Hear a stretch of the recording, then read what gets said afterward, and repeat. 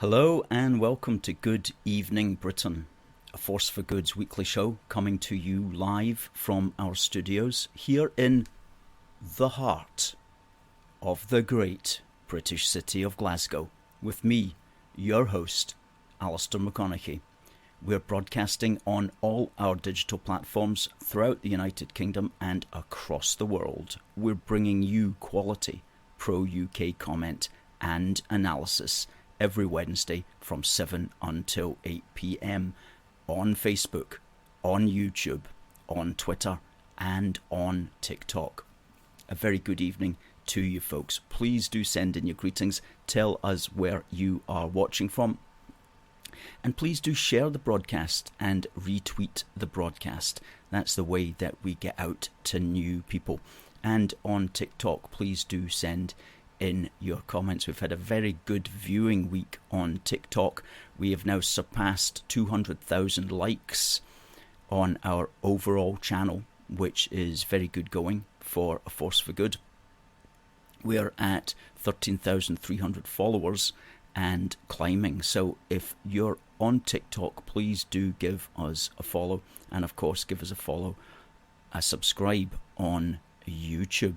Now tonight we have got Niall Fraser back as our guest. He'll be coming on at 7:30 and we'll be talking to him up until around 10 or 5 to 8.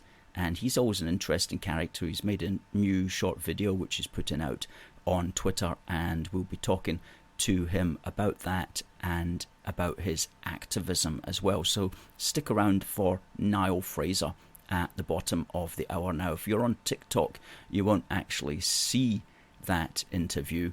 You will need to go to youtube.com/UK A Force for Good to see that interview with Niall. But a great guest, and obviously just before the bottom of the hour as well, we will be having our On This Day in British History. Great. Folks, what is on your mind this evening and what shall we talk about? Now, Derek was first in. Good evening, Alistair and fellow Unionists. I hope that everyone is having a great Wednesday evening in the great British city of Glasgow today, and it's been a great day so far, hasn't it? It's so unusual to be sitting here at 7 o'clock with the heat of the day. It's really quite remarkable, but very enjoyable. We're certainly not complaining about it. Derek is outside at Wetherspoons. Fantastic. And good evening to Debbie also. And there is Niall Fraser, our guest, says hoping for another great show. Well, that's for certain. Hi to Adam from the great British state of England. And Melissa, who says not reading the TikTok comments is self-care. I know what you mean. Anyways, a lot of good folk on TikTok that support us, and for those who don't, well, stick around and you might find out stuff. Adam says, did you see the Scottish Parliament debate on the protection of devolution and the Scottish Parliament? No, we didn't, Adam. When was that? That sounds like compulsive viewing. Hi there, Stuart, and to Kat, and to Catherine. Kat's from sunny East Ayrshire. And Robert is from sunny Galashiels. Do you know what, Robert? I was just thinking about Galashiels the other day, and remember when A Force for Good had our counter demo against the Scottish Nationalists? I think that was round about this time. It was, in fact, the 1st of June. It was the 1st of June in 2019 when A Force for Good was in Galashiels. It's tomorrow, the 1st of June. AUOB said there was 5,000 there, but the actual was 2,122 that we counted back in Galashiels 4 years ago. Goodness me, how time flies.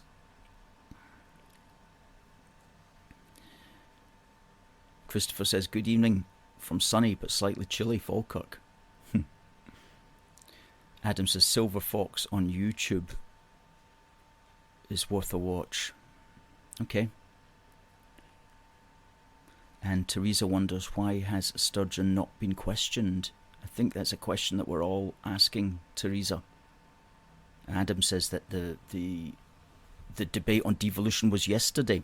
Well, talking about debates on devolution, tomorrow the former Prime Minister Gordon Brown is having what he's calling a rally, which I think is his term for an invited press conference, basically, at the Central Halls in Tollcross in Edinburgh, and that's at 7:30.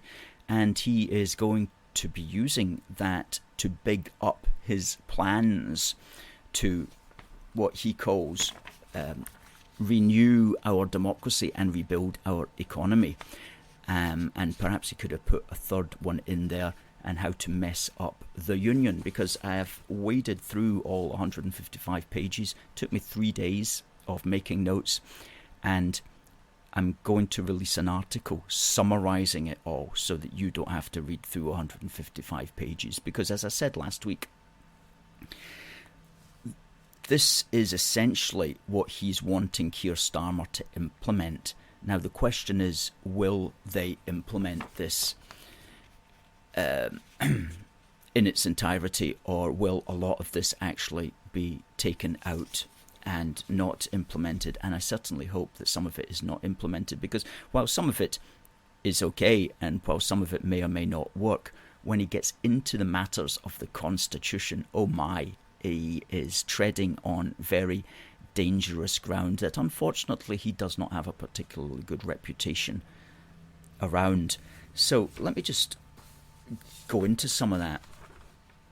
When it's all divided into 12 chapters, and let's just start with some of the good stuff. He has a chapter on what he calls cleaning up Westminster, and that's fairly harmless stuff. It's about new bodies to oversee the MPs and so on. There's nothing really that one can take too much fright in. There's other stuff where he's talking about rejuvenating economically parts of England, and he's got some various ideas to do that, and some of them might work and some of them might be good ideas. I don't know. I would advise him to stick with those ideas, the ideas for economic rejuvenation in parts of England. You know, you can't really go wrong with that. Some of these ideas may well work. Just concentrate on that. I think that's what the Labour Party can be quite good at. But please, please, please, please, please do not get into messing up the Constitution again, because it seems to me that, well, I can't really find very much good to say about any of his ideas here. His main one is to transform, to abolish the House of Lords, and then to not just abolish it, but replace it with what he's calling the Assembly of the Regions and Nations, which is to say an assembly, elected assembly of around 200 members, elected in Scotland, Wales, Northern Ireland and the English regions. And these people will be representing their regions or their nations in what he says here, an explicit way. And furthermore, they will have the power to embed, as he puts it, certain constitutional articles, which is to say that if the government passes a law and the upper house, his new assembly, thinks that contradicts a particular previous law that's protected, then we can prevent that law going through unless there's some kind of majority vote in the upper house to do it. So what that would mean, for example, is that the latest, a few weeks ago at the GRR controversy, that if the Tory government wanted to do what it did, which is to say prevent Holyrood passing that, then this would have to go to the upper house. And if the upper house thought that that action contradicted the spirit of devolution and contradicted the Sewell Convention, which is a convention which requires the government to not normally do such things, then they can stop it. So in other words, what he's trying to do is to entrench the powers of Holyrood and the devolved assemblies in such a way that the governing party of the day can't overturn anything that Holyrood or the devolved assemblies do.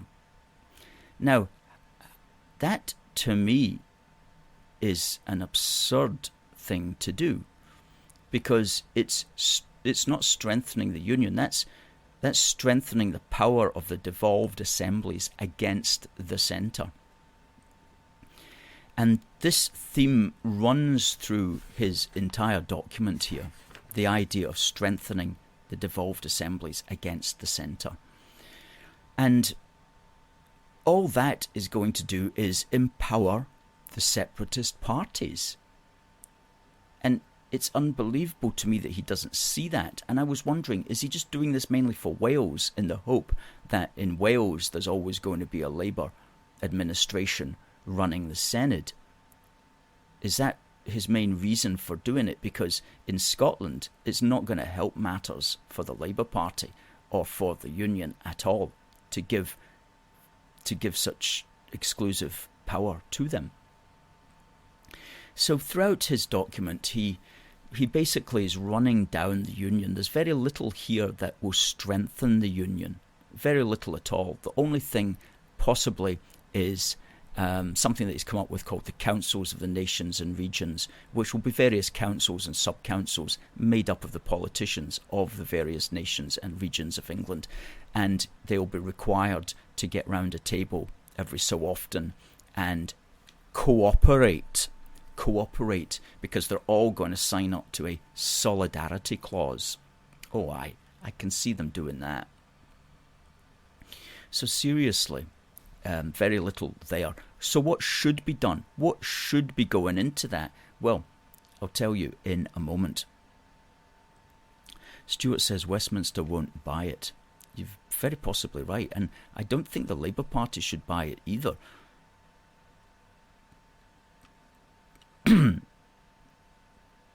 Christopher says we meddle with the House of Lords at our peril. They are a good and often impartial check on the executive. Yes, and one of the things, and while the House of Lords may need some kind of reform, I'm not saying that it doesn't, but one of the good things about the House of Lords is that it does not break down on a national level.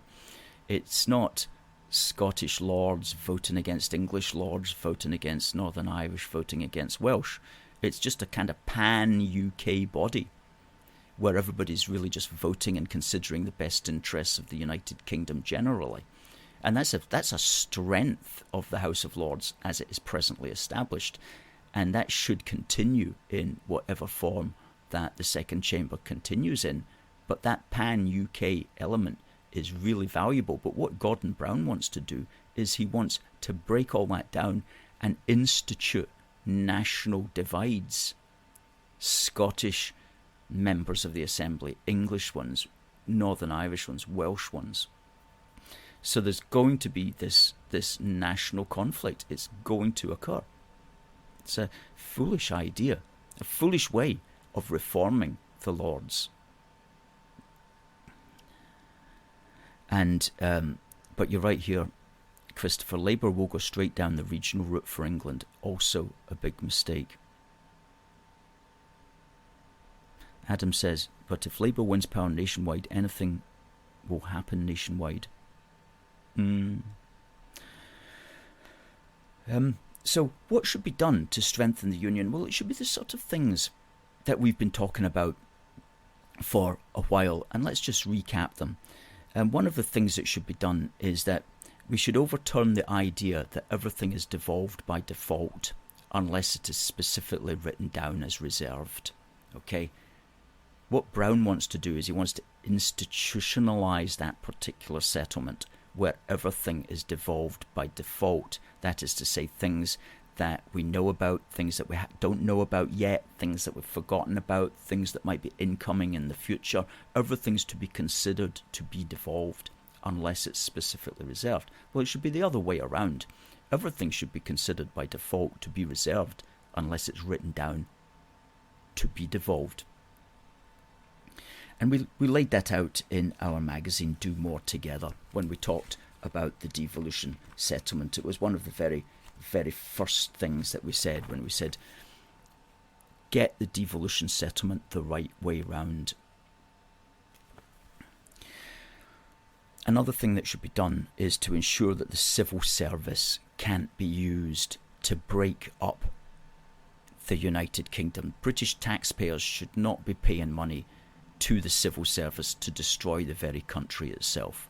Now that's a completely different matter from the civil service being allowed to simply carry out government policy. That's fine. But if government policy or the policies of the administration is to actually destroy the UK, then the British taxpayers should not be paying for that.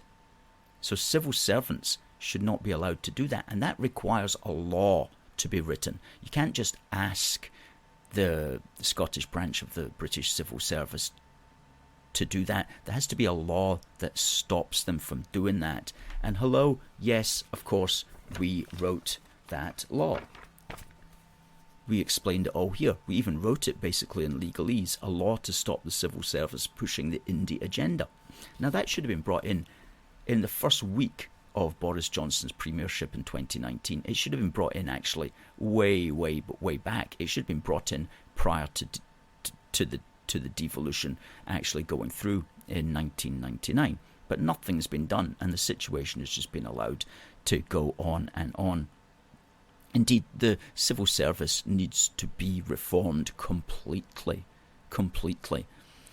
We spoke about that last week, and I noticed in the newspapers today it was saying that some union leaders are suggesting that members of the Home Office and the Border Force will go on strike because they don't like the immigration law that the Tories are promoting. Well, members of the Border Force should not even be allowed to go on strike. I mean, Border Force is it's not a militarised arm, but it is a line of defence for the United Kingdom. And in that sense, anybody in that line of defence for the United Kingdom should not be allowed to go on strike. So all of that needs to be sorted as well. So think of the kind of leaders that we're really needing to bring in what has to be done. Are they out there? Well, let's hope so. And let's hope that they can get ideas from exactly the sort of things that we're saying. Another simple thing as well is simply to raise the profile of Britishness in the average household. And one of the ways you do that is when the British government writes to people, then it should brand the materials so that people know it's coming from the United Kingdom. This was brought back to my attention today when somebody sent me a copy of this thing from HM Revenue and Customs. Now, back at the end of the year, everybody who was entitled in Britain, which was millions of people, received this letter. The cost of living payments for eligible households.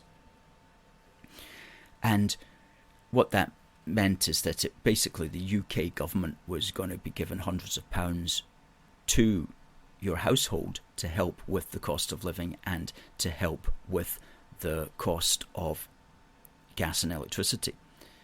But if you read this, it doesn't mention once the UK government. It doesn't mention once the British government. It doesn't mention once the UK Treasury or the British Treasury or anything.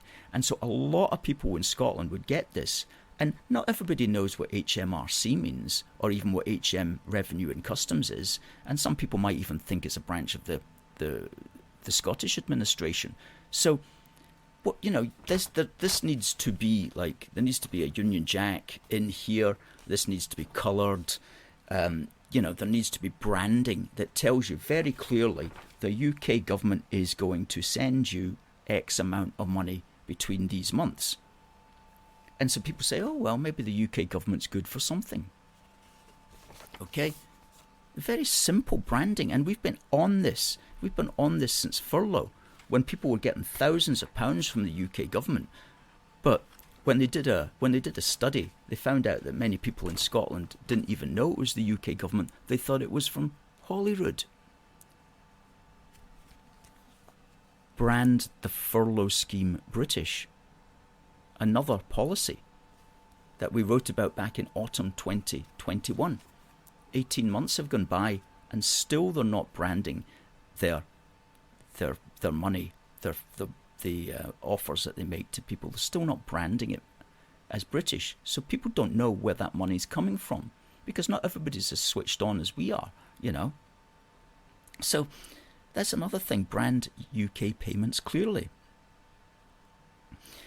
And just other things like that suggest that you've got to get your act in order. You know, somebody sent us this cutting. Westminster could fall before it is repaired. This is from the Daily Telegraph of the 17th of May. There is a real and rising risk that the Houses of Parliament will be destroyed by a catastrophic event before they are repaired, MPs warned last night.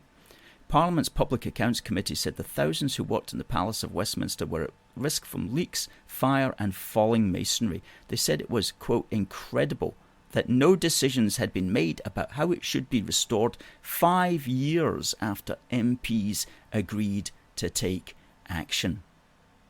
5 years come and gone and nothing's been done, and the problem has just been allowed to fester. And I thought that's almost like a very good metaphor for the style of British government that we have had in the last 10 years. Just kind of sweep it under the carpet, as it were. But you know, something like Westminster, we've always said as well, move it out for a few years, move it around the country for a few years, bring it closer to various big cities. All these sorts of stuff. There's all sorts of interesting ideas that can be done there as well. So the British government really has to stop getting the easy things wrong. And those are some of the suggestions that we would make, that Gordon Brown should be making, and that we will be lobbying the Labour government, if it comes in, to make, instead of going down this fruitless route and absurd route of basically nationalising, making the second chamber a nationalistic chamber in London. Nobody's demanding that. Nobody's asking for that. There's no demographic that's going to be appeased by that. It's just a crazy idea, and it will do Labour no favours. And at the moment, as we've said, the House of Lords doesn't even have any SNP members in it, whereas Brown is proposing a second chamber that will be full of them. I don't understand his political thinking at all. Unless, well, I think what he's trying to do is he's trying to move Britain to a federal state. I think that's his end goal. Anyway, we've got our guest coming up. I see our guest is in the green room. Niall will be with us in 5 minutes. Before then, though, we're going to have On This Day in British History, and I'll ask a question afterwards about it, and the winner will get this cracking little badge. So, on this day in British history, several things happened. Obviously, I'm going to start with the death of the lady who invented the Barras, the Glasgow Barras, Margaret McIver. She died on this day, 31st of May, 1958. We've got a picture of her here that we'll put up. She was born in Galston, and she moved to Bridgeton. And she was a bit of an entrepreneur, and she hired out hand carts, basically, barrows, to the street traders, and made a success of this, and eventually bought some land in the Carlton area and roofed the area and also set up the Barrowland Ballroom, which still exists today. So that's Mary McIver, a founding mother, if you like, of modern Glasgow.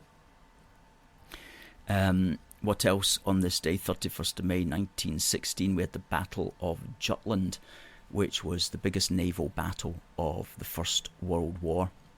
And that was fought between the British and the Germans. The man in charge of the British was Sir John Jellicoe. Fantastic name. Got a picture of him there that will stick up. And that's Jellicoe there. And he was fighting Reinhard Stier, who was the German. And it was basically indecisive battle. Okay, historians don't really know if anybody actually won it, but there were a lot of casualties. One of them being Jack Cornwell, who distinguished himself on HMS Chester as a 16-year-old. Stick the photo up there, please. And he stayed at his post. And while all around him were dead. And he unfortunately was mortally wounded and died 3 days later, but he's gone down in British history as the boy Cornwell, and he was awarded a Victoria Cross for that, and he was only 16 years old. Okay, and also in that battle as well, the Queen's father, who was to become George VI, he actually fought at the Battle of Jutland, being the only, as far as I know, the only king to have fought in a battle certainly during the 20th century anyway. Although there are members of the royal family who have fought in all of these wars, of course, but the only person who became a king who has fought in a war in our living memory. Okay, good. Well, that will do. Well, there's just one other thing. The continuing the World War theme, the Glasgow Cenotaph was opened today by L. Haig back on the 31st of May in 1924. And there's the Cenotaph. And in fact, there at the bottom you see what might be one of the street traders' hand carts or Barras, because that's at the exact time actually as Mary McIver was setting up the Barras. She started to roof the area in 1924, that exact year that the Cenotaph was opened. Cool. Well, we've got Niall Fraser coming straight up. But folks, do please say hello to our guest this evening, Niall Fraser. Hello everyone, I hope you're all well.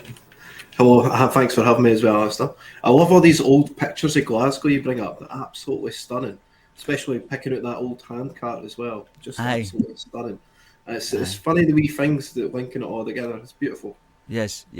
Well, that's one of the wonders of the internet, is being able to find all these photographs, which for many years you could only find if you maybe went into a library or something like that. But the digitization of lots of these archives now is just a wonderful thing, absolutely wonderful. We're living in an age where we've never had so much information and so much knowledge, and yet people seem often not always to be taken advantage of that information and knowledge. Niall, I thought by way of introducing your chat tonight, we'd play your latest video. Yeah, I think that's probably a good way to start. Aye, it's a 2-minute video, and so we'll just we'll play that just now, and then we'll talk about what you're talking about and referencing in the video. Okay, cool. Perfect. Scotland is at the crossroads, ladies and gentlemen, and it saddens me deeply that we've ended up here. But in the same vein, hope never dies. I'm here in Roslin because we are on the precipice. We've only got two options now, Scotland. On one hand, we're being offered a future where the state controls more and more of your life, where we're segregated into 20-minute ghettos, when even your diet is dictated by the authorities. Men and women will become some freakish rainbow amalgamation. Families will be a thing of the past. Free speech will be snuffed out, where every movement you make is tracked and logged by the surveillance state. Every call you make is screened and listened to. A future where your privacy is spat on. Life in the digital cage, the digital hamster wheel. This future is what is being imposed on you by those in Holyrood, whether you like it or not. The illusion of choice between Labour, Tories, SNP, the Lib Dems, the Greens, that's all that it is, an illusion. These parties and politicians are all part of the same corrupt political human centipede that gives us all the scripted huffing and hawing at Holyrood, where they all march together in unison. Our politicians don't care about us, ladies and gentlemen. That much is obvious. And on the other hand, a golden age is awaiting us. We only require the bravery to grab it, the bravery to tell the human centipede we're not playing anymore. Not one more vote should go to these parties. Trust in us, Scotland, and we will lead us out this darkness. We will return discipline to the schools. We'll eliminate the trans ideology day one. We'll make every transaction in Holyrood transparent and public. We'll open the books and we're going to keep them open. We're going to rebuild Scotland and we're going to rebuild our traditions. And we're going to do it all under the glorious banner of family. You know, the future can be as bright as we want it to be. The only limit is our collective imagination. So Scotland, what way are we going? What road are we taking? The one that leads us directly into digital captivity, confusion and chaos, or the one that leads us to our own liberation? The road that destroys, or the road that creates? The only thing that we need for you, Scotland, is the bravery to wave goodbye to the human centipede, the bravery to vote the other way, to put your belief and faith in us, the Scottish Family Party, because we will not fail you. There's a lot to unpack in that one, Alistair. Very passionate, I have to say. A very passionate presentation, and I liked the way that you initially had us depressed, feeling there was no way out, and then you came back in there with there is a golden age awaiting us. It's so frustrating though, Alistair, isn't it? You can feel it. It's just slipping out with our grasp. You can feel this golden age as much as I can. Yes. And then at the end you gave a plug for the Scottish Family Party, which we can maybe talk about in a few moments. But do you really think that things are... I mean, you used the phrase there, illusion of choice. And I know what you mean by that. And is that something that you would stand by? Do you really think, there's really nothing there? I would certainly stand by it in large swathes of the Scottish Government, especially the SNP, Labour, the Lib Dems and the Greens. Having so many overlapping policies and so many things that they all vote together on, that it does seem to be one blob. You can sort of insult the Tories as much as you want, but there seems to be the only ones that's voting against the wacky policies coming out of Holyrood at the moment. But I totally stand by the fact that, these parties are all working almost in unison and patting themselves on the back whilst to do it. I just had to make the speech because I feel that I have to capture the feeling that a lot of us have about the establishment and the predicament that we sort of find ourselves in Scotland and both the UK, time and time again, voting for the lesser of two evils, Yes, absolutely. In fact, I was just reading an article today by Alan Cochrane, and he's talking about Holyrood, and it just happened to be here on my desk, and he's saying about the SNP, and the other parties have appeared only too happy not to rock the boat and instead to accept their sinecures and salaries at Holyrood. Yeah, I cannot agree with that more. Yeah, and there is that feeling. There's also a feeling that no matter who you vote for, nothing's really going to change on the major issues as well, and that's a real worry, especially at the British level. Yes. Because, and I'm not being party political about this one way or the other, but there is a feeling that the Tories haven't really done very much to address some of the big issues, the big national macro issues, such as bringing forward Brexit, getting the benefits of Brexit, yes, keeping the union together, fighting back strongly. Only in the recent past, only in the last 6 months have they started to fight back against the SNP. Yeah. But prior to that, it was just let the SNP do what they want and will not fight back because it's too much danger, too much bother as well. And of course on the immigration issue, which in fact the Tories have only increased it, they haven't decreased it. So there's these absolute frustrations there. People will still go to the polls, though, and they'll vote, because we tend to vote for a lesser of two evils. Don't you go along with that thinking? People will go. I mean, and this is why I put in the bit in the speech about having the bravery to vote the other way. Almost that's all that we require, Alistair, is the bravery to vote the other way. Is to say, no, I won't be voting with the established parties, Labour, SNP, Lib Dems, Tories, whatever it is, whatever it may be. I'm going to go with some of the smaller parties, because we know for certain that these parties are, at least to a degree, way less corrupt than the ones that are established. And it's all about trying to come together behind one banner in order to defeat this attitude that you're talking about. Nothing seems to be getting done. Our tyres seem to be spinning in the mud, Alistair, but nothing seems to be getting done. Immigrants are still arriving on boats. Like you were talking about earlier, the UK's branding on their payments and stuff like that. We need to get everything sorted. There's so many things that we need to fix imminently. But then again, we just seem like we're going nowhere. It's really quite an annoying feeling. And the impositions, these, just an example, I mean, this ULEZ that came into Glasgow just recently, these impositions just keep coming. I mean, the slow totalitarian tiptoe just moves onward uncontested. I mean, do we have any opposition in Holyrood? This is why I'm having to do what I'm having to do. That's good. And you mentioned the EULA's thing.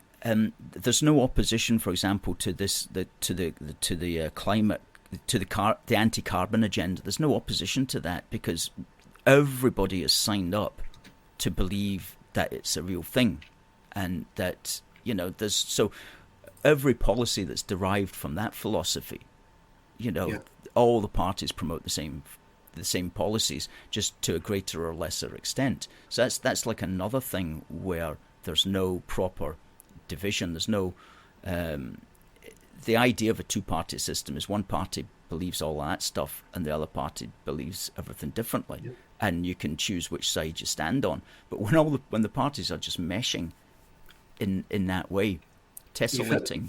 Yes, you've hit the nail on the head. Tessellating, what a word that is. What an incredible word. Your vocabulary knows no bounds. Tessellating. You've heard it here on the Force for Good podcast. Tessellating. Get that in the notebook. This ULEZ, I mean, this is the kind of policy that it's almost suddenly happened upon people, People having to replace and upgrade cars or face constant fines. A policy that's totally devoid of any public consultation. It just happens upon people. I've seen that our good friend David Clues, a friend of the show, is leading a protest in Glasgow against this very topic over the weekend. I mean, for me, it's digital segregation enforced by fines, the same way how COVID was enforced. COVID, there wasn't many bobbies on the street arresting people at beaches. It was all enforced via fines, hitting people where it hurts the most, in the pocket, at the worst possible time, a cost of living or a cost of lockdown crisis. So, yes, it feels like ScotGov's almost abusing its citizenry to the fullest extent. Right. Yeah. Now that helps to explain what we're talking about there in the first half of your video, and when you talk about the golden age there.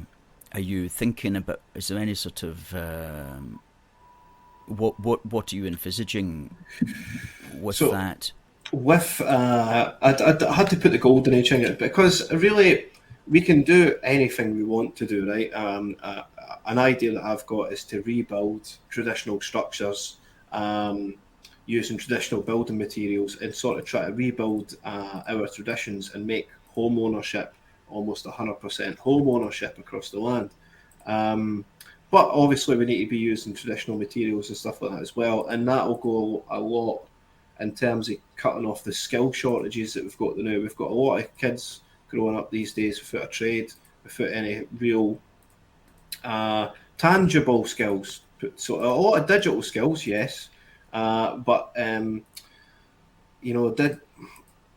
we want to keep the craftsman skills available. We can't allow this to die out, so we need to sort of revitalise these core values and core skills and make Scotland a place. It's so great that everyone wants to come here, and yet we're being disused almost. We've got so many national resources, so many things going for us, but we just don't use it to our advantage. It really. Well, a lot of that as well is due to bad philosophy from the Greens and the SNP and so on. That, for example, they don't want to take all our carbon resources. They don't want to even touch them. They want, and similarly with the Labour Party now, they're saying they're not going to do any more drilling for oil or anything like that. Well, I mean, straight away that's impoverishing people. Straight away that's going to make the cost of living greater. There's a big attack now on farming, and it's only really just starting in the UK, but it's Ireland, the Republic of Ireland. I was reading last week that they're wanting to slaughter a huge amount of the cattle herd for what? Yes. For presumed the emissions, whether from the cows or on the materials that are required to continue to keep the cows going, and the fertilizer and all that kind of stuff. But I mean, all that's going to do is price literal meat, which is the best food you can get. It's going to make it too expensive for most people. And so it's almost like our politicians are against us. I don't... Almost. It is almost. Carry on what you're saying, so I don't interrupt. No, you're right. That's really what I was saying. I say almost because I don't always like to be too definite about that, because if that were the case, then we're all in greater trouble than we thought we were in. Yes. But we might be there. We might be there. There is certainly like evil people around and at the top of various organisations who are working to a plan, and there is a certain level of that one has to be conscious of, consciously directed evil, and that's really come out as well quite strongly in the last few years. Started to really notice that as the powers of control over people have developed, especially through digital mechanisms and smartphones and so on, and just seeing the power. And let's hope that our politicians will use that power for good, but we've also got to be conscious that there will be people who use it for bad. There always has been, there always will be. We've got to protect ourselves from that. So in that sense, I mean, your organisation, the Scottish Family Party, they're conscious of those sorts of things, and they're trying to protect people. Is there anything you want to talk? Because you mentioned the Scottish Family Party there at the last part of your video. Every time I mention them, I get caught up. Everybody's like, "There's another Scottish Family Party political broadcast," as if no other political party is allowed to recruit. Only Labour is allowed to recruit. Only the Tories, only the Lib Dems. As if these smaller parties are not allowed a voice. We're not allowed to recruit because you'll be vote splitting. No, I'm not falling for that trap again. Not a chance. Guys, please do join the Scottish Family Party. It's just as a first line of defence. I mean, we plan on fielding candidates in every constituency for the Westminster elections coming, with the Hamilton and Rutherglen by-election likely coming up imminently, that I should be running against Margaret Ferrier if she does decide to run. But I mean, the plan is to upset the apple cart as much as possible, especially with these other parties. As I've been described in the speech, they all seem very connected, almost like a human centipede. It really is time to start thinking differently here in Scotland, especially when it comes to political parties. I mean, I don't want my vote going to someone I don't trust, and that I don't trust will do the right thing and it will not stand up for their constituents. And in fact, a lot of the time, their constituents are getting sold down the river. So we want to be different with the SFP. We've got a few cutting-edge, completely new policies to tickle the curiosity of the Scottish electorate, but at the same time, we are promising stability, good governance, open and transparent exchanges. And it's, for once in a lifetime, let's just do it. Let's just vote the other way just once to see if we can get a result. We can't. Who's it? Einstein and definition of insanity is doing the same thing over and over and over again and expecting a different result. Well, we're never going to get a different result unless we start voting differently, guys. Well, Christopher says the SFP is a true voice of reason and decency, both much needed qualities in Scotland. Thanks very much for that, Christopher. I've seen a lot of great comments coming in. Derek Hart, Christopher Glenn, Stuart McDonald, Catherine Rainey. Great comments. Thanks. Good. Just before we continue, I'm going to ask the question for our viewers about on this day in British history, and the prize is this little badge here. So please send in your answers to contact@aforceforgood.uk and you'll get this, and you'll also get a copy of our latest issue of Union Heart. And the question is, on this day, 31st of May 1916, the biggest naval battle of World War I was fought. What was the name of that naval battle? Send your answer to contact@aforceforgood.uk and we'll announce the winner at the top of the hour. Great stuff. So, back to the Scottish Family Party. There's a by-election, a local election coming up 2 Thursdays away, I think. It's just the Bellshill by-election. It's Bellshill, that's the one. Are you standing at that? No, so I think we'll be fielding a candidate in that one. But I think that's just with my boundary. I've said before, I didn't want to work in the SNP-run councils, especially when Jordan Linden, there was a huge big protection ring thrown up around him, especially when he got exposed. It's just outrageous what happens in these councils. Well, I don't think I'll be able to contain myself, Alistair. Well, we need to get you into some kind of legislature. I think that's important, so that you've got an outlet for your passion and for your ideas. And Bellshill's at North Lanarkshire. That's North Lanarkshire. Yes. Yeah. Well, there is a candidate. There is a councillor who represents the British Unionist Party. He had a great election, and nobody's seen him winning, but he won by a landslide almost. Yes. So he won by a mile. Yes, incredible. And the British Unionist Party is like very much everything that we at Force for Good agree with anyway. Mm-hmm. And he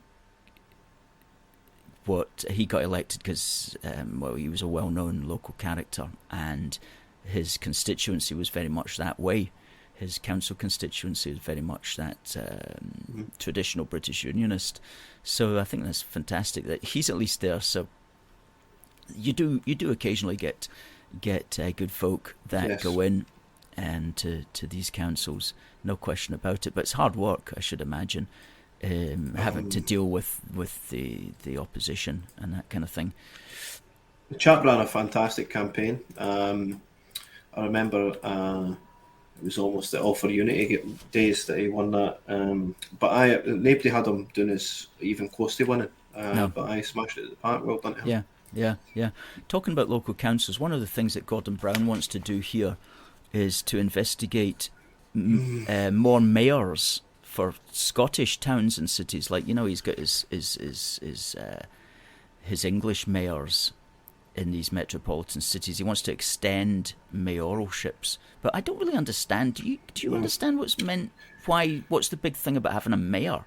I'm not quite sure. I mean, I don't think it's really got the same feeling as it does in England. Whereas a lot of your like council areas are very rural and spread out. A mayor doesn't make sense really. I can understand Edinburgh and Glasgow, maybe Aberdeen, stuff like that. But I don't think you would need to put mayors in Fife or Stirling or Falkirk or anything like that, or Highland. Doesn't make sense to me. But I see what he's anything that takes power away from Holyrood and decentralises Holyrood is great. But again, I don't trust Gordon Brown and his schemes. No. He's mucked it up so many times before. No. Something that we've always been strong on is if you devolve power to the local councils in Scotland, then rather than have them answerable to Holyrood, they should be answerable to, say, Westminster. Yes. So you've got like a three-way balance of power, because if you're devolving from Holyrood to the council, then basically Holyrood is still in control of the council.